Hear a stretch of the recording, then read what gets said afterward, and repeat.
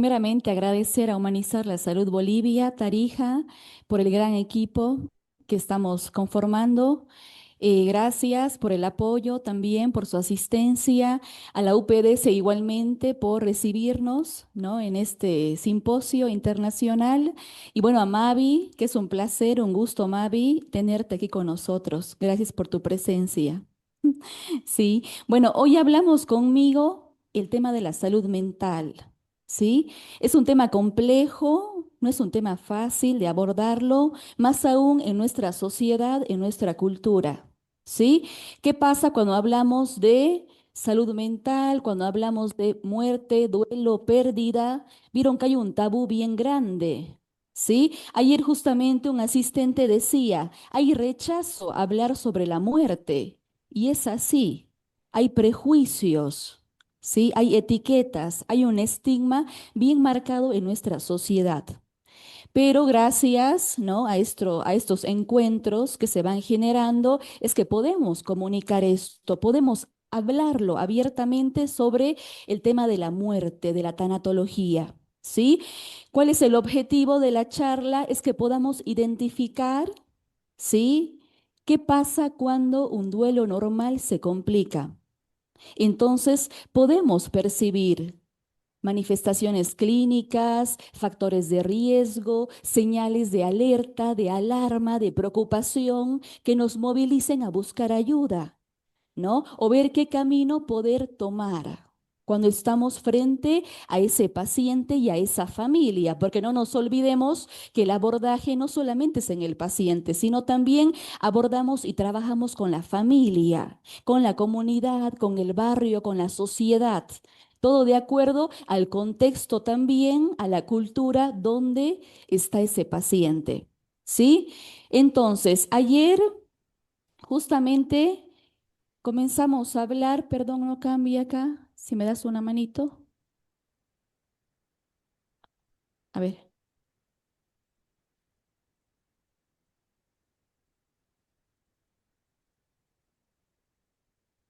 ya. La anterior,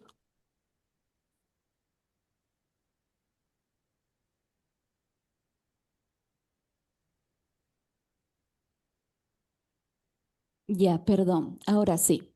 El día de ayer hemos hablado del duelo normal, ¿sí? Hemos visto en las ponencias que el duelo normal es un proceso, vieron, adaptativo, normal, esperable, que todos vamos a atravesarlo, ¿sí? Es verdad, hay diferentes etapas, ¿no?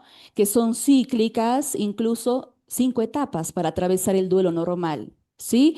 Ahora, ¿qué pasa cuando no atravesamos, no transitamos con normalidad? Este duelo se puede prolongar, se puede cronificar, puede persistir y hacerse un duelo patológico o también llamado duelo complicado. ¿Sí? Por ejemplo, aquí vamos a ver estos criterios, ¿sí? En salud mental nosotros para identificar, para evaluar y para diagnosticar nos orientamos con algunos manuales de referencia, pero solamente son orientativos. ¿Cuáles son?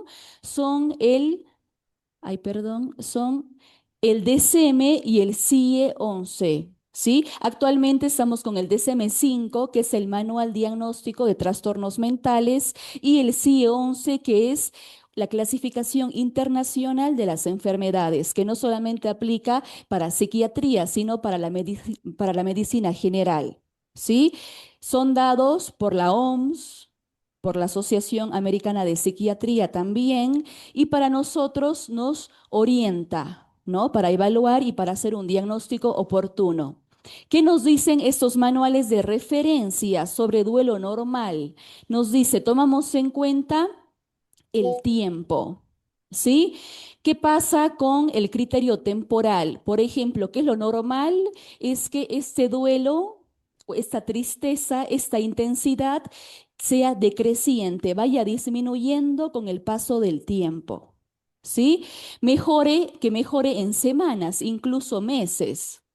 Ahora, ¿qué pasa cuando se extiende, se prolonga más allá de un año para adultos y más allá de 6 meses en los niños o en los adolescentes, y hablamos de duelo prolongado en función del tiempo. ¿Sí? Ese criterio temporal ya nos indica algo, es un criterio. Ahora, ¿qué pasa en relación a los síntomas? ¿Qué síntomas centrales tiene el duelo normal? Añoranza, ¿qué quiere decir? Hay un anhelo por estar tal vez con esa persona, con ese familiar fallecido, con esa pérdida, ¿no? Significativa que yo tuve, ¿sí? Y esta es fluctuante, ¿qué quiere decir? Es dinámico, fluctúa. Tal vez tengo un bajón a la mañana, no me quiero levantar porque extraño a mi ser querido, me pongo triste y en la tarde ya recupero y retomo las actividades de la vida diaria. ¿Sí? Entonces es dinámico. Hay tristeza, irritabilidad, que tiene que ser transitoria en duelo normal y responde al consuelo social. Y más aún en nuestra población, ustedes saben, tenemos rituales, tenemos creencias que son como factores protectores para poder elaborar el duelo. ¿Sí? Eso igual es algo que tenemos como fortaleza social. ¿Qué pasa en el duelo complicado o persistente? ¿Cuáles son los síntomas? Hay también tristeza, hay también añoranza, pero estas son persistentes, se prolongan en el tiempo, son intensas. Y hay una preocupación excesiva, ¿sí? Por la pérdida, por la ausencia de esa figura significativa que yo tuve. Y la dificultad para aceptar la muerte. ¿Qué quiere decir? Yo me quedé anclada a una etapa y no lo puedo transitar. ¿Qué más? Otro criterio es el impacto funcional. En el duelo normal, el deterioro funcional es transitorio. ¿Qué quiere decir? Tal vez yo tengo un duelo, ¿sí? Pido permiso en el trabajo, me ausento unos días, unas semanas y luego retomo la actividad. Lo mismo a nivel académico, a nivel social y demás. ¿Sí? Es algo transitorio y la recuperación se va dando progresivamente. ¿Sí?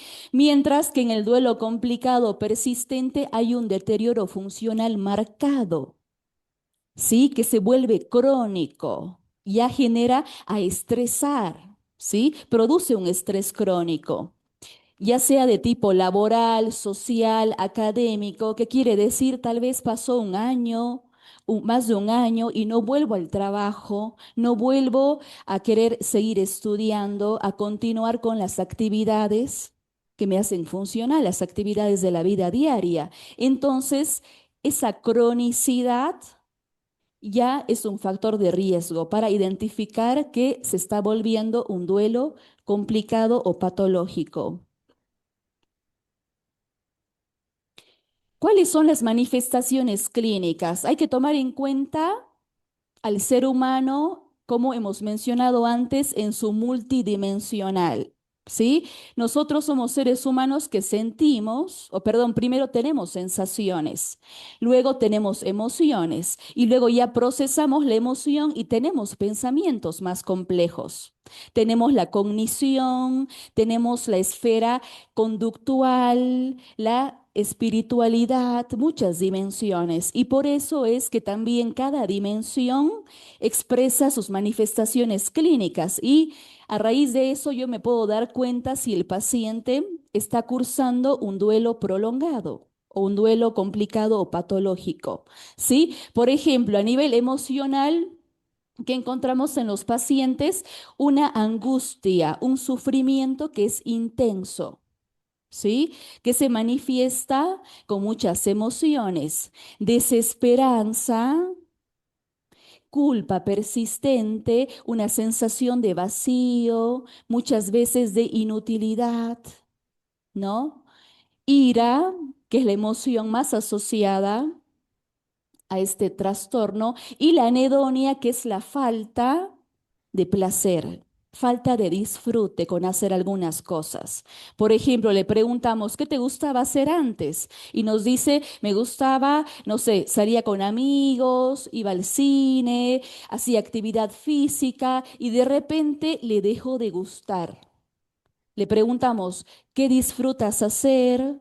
¿Qué quieres retomar de las actividades? Y no quiere absolutamente nada. Nada le satisface, nada le causa placer. ¿Sí? Entonces, eso ya es un síntoma bien claro que el duelo se está complicando. Incluso puede ser comórbido con otra alteración o una enfermedad mental o un trastorno emocional común. A nivel cognitivo, ¿qué tenemos en las funciones ejecutivas? ¿Qué tenemos a nivel de la cognición? Hay una rumiación constante, que quiere decir, pensamos continuamente sobre la pérdida, sobre el fallecido, sobre la circunstancia, tal vez del hecho, más aún si ha sido trágico, traumático, violento, ¿sí? Y no paramos de pensar en ese evento.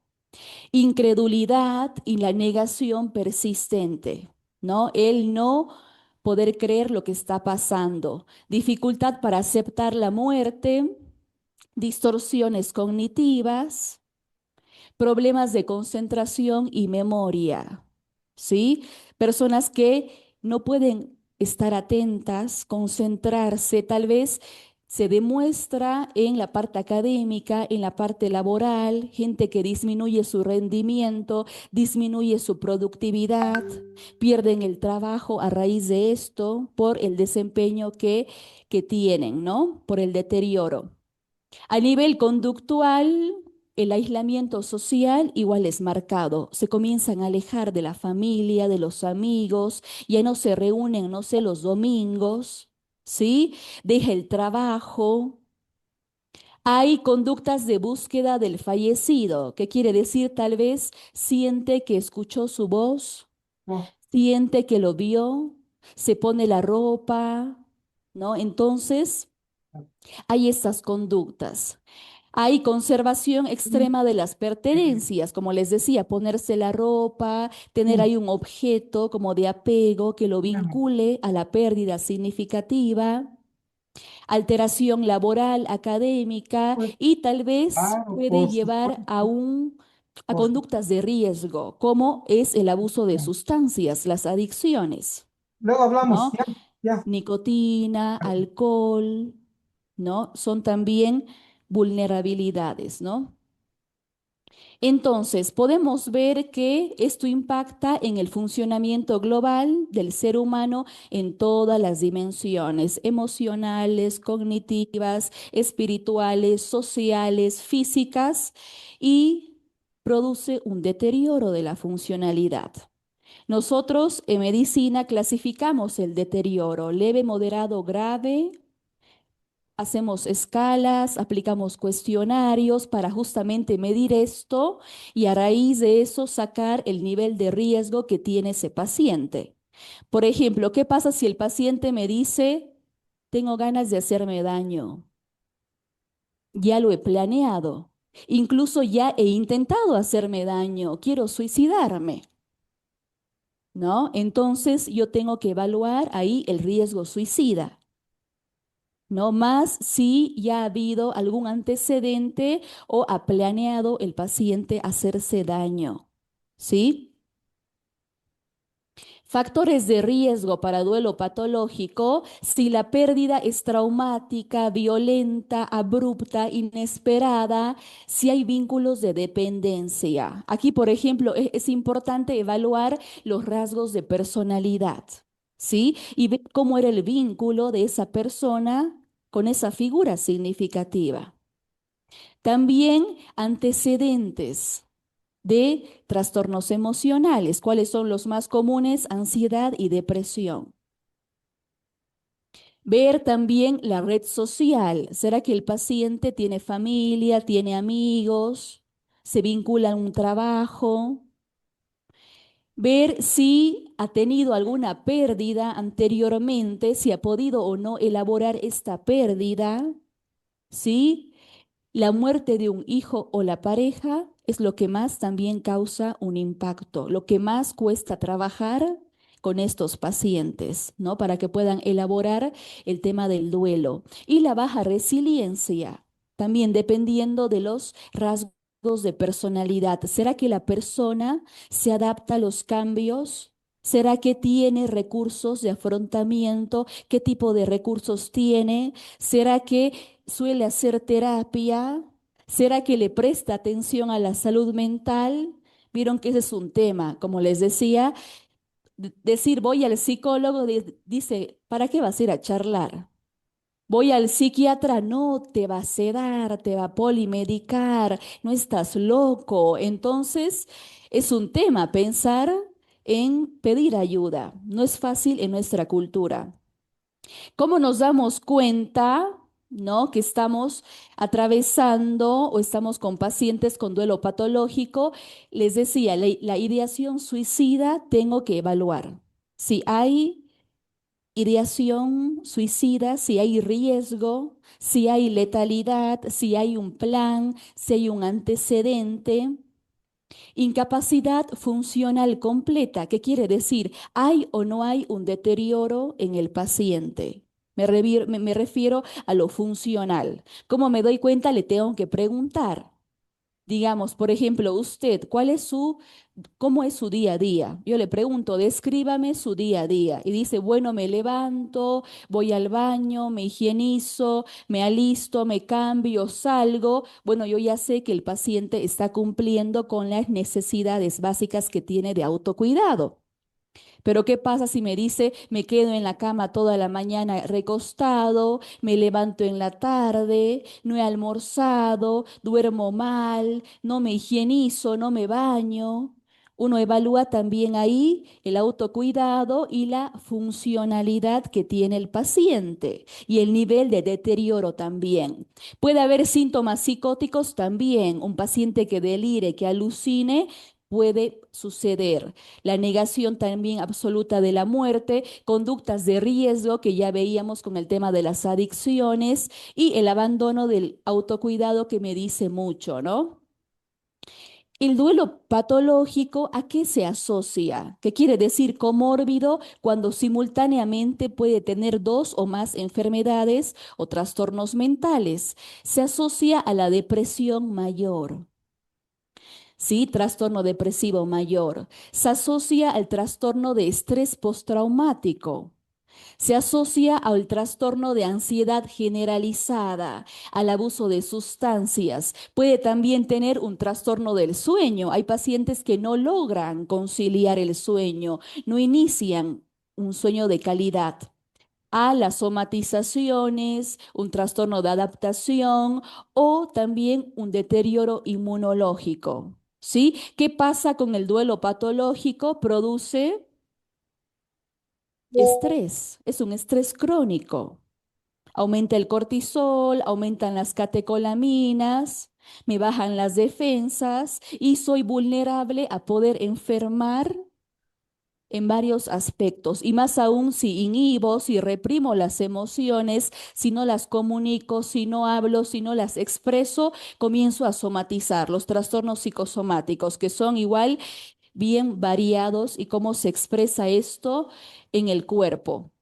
¿Cómo es el abordaje del duelo complicado? Es interdisciplinario. ¿Qué quiere decir? Trabajamos médicos, enfermería, psicología, trabajo social, nutricionista, cuidadores, profesores.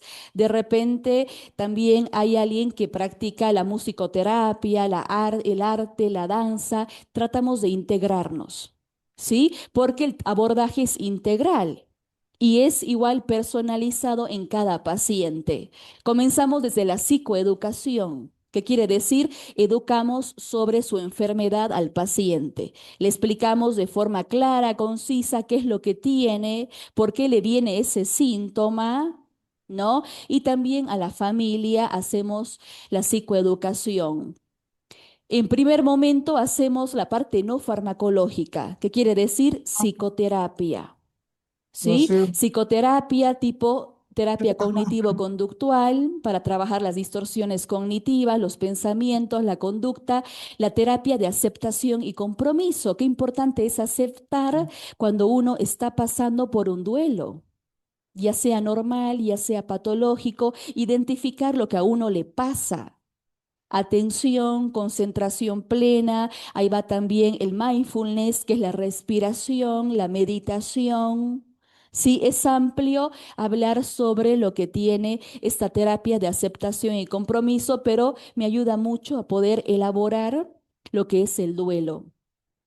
Y la farmacoterapia igualmente. Hay pacientes que requieren medicación, más aún si tienen comorbilidad. Paciente con duelo complicado, con depresión, con ansiedad, necesita muchas veces medicarse, más aún si tiene síntomas fisiológicos. No le puedo despachar, por ejemplo, con hipertensión arterial, no le puedo despachar con taquicardia. Entonces tenemos que regular su sistema nervioso, darle muchas veces estabilizadores del ánimo, antidepresivos, por ejemplo. ¿Sí? Depende de la dosis, son muy nobles los antidepresivos. Paciente que no puede dormir. Veo inductores del sueño, hipnóticos. ¿Por qué tiene que dormir? El paciente, lo primero que nada es un sueño de calidad, una alimentación, una hidratación, todo para poder restablecer el equilibrio de su medio interno. Entonces, es importante también en algunos casos los fármacos. Y hacemos una evaluación integral partiendo de la historia clínica que en salud mental nos permite abordar diferentes esferas del paciente. El trabajo interdisciplinario, que siempre lo resalto mucho, trabajar en equipo y los dos símbolos que me encantan de la tanatología y los cuidados paliativos, que son la mariposa. ¿Saben qué significa la mariposa? Significa transformación, metamorfosis, aprender a resignificar aquello que tal vez perdí, a reorganizar, a revivir, a recuperarme de la adversidad. Igualmente esa flor en el desierto, que igual es de la resiliencia, la capacidad que tenemos como seres humanos de afrontar las adversidades, siempre y cuando tengamos voluntad, identifiquemos y trabajemos lo que nos pasa. Entonces, como conclusión es decir que el duelo patológico o complicado se puede abordar siempre y cuando hagamos una identificación oportuna y temprana. ¿Sí? Es importante pedir ayuda, comunicar, expresar, ¿no? Y ver que existen redes de apoyo, redes de ayuda. Hoy en día estamos armando en la ciudad redes interdisciplinarias para poder apoyarnos, ¿sí? Y como decía Elizabeth Kluber-Ross, médica psiquiatra, pionera en tanatología, pionera también en cuidados paliativos, ella nos hablaba todo desde el amor, la dignidad, la humanización de la salud, el respeto a los pacientes. Que nos decía, que nos dice en su legado, necesitamos tiempo para movernos a través del dolor, de la pérdida, necesitamos adentrarnos en él, realmente llegar a conocerlo para poder aprender, ¿sí? Y respetar los ritmos que tiene cada paciente, porque cada paciente es único, ¿sí? No hay pastilla milagrosa, no hay cura milagrosa, todo fluye a su ritmo. Gracias.